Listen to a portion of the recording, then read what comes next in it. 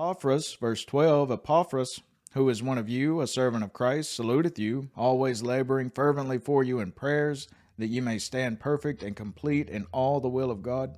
For I bear him record that he hath a great zeal for you, and them that are in Laodicea, and them in Hierapolis.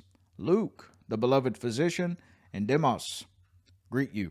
Now about this Epaphras, once again, we know very little to nothing other than what Paul is writing right here, and once again, the commentators conjecture about certain things, but of Luke, we know quite a bit. He is the author of the book of Luke, one of the four Gospels, Matthew, Mark, Luke, and John, and then the book of Acts.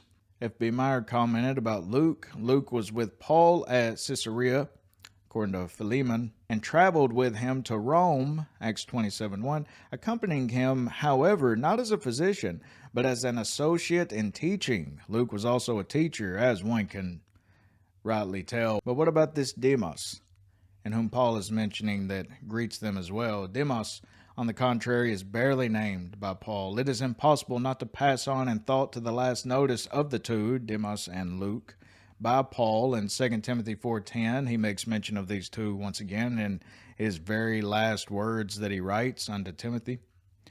Demas hath forsaken me, Paul wrote.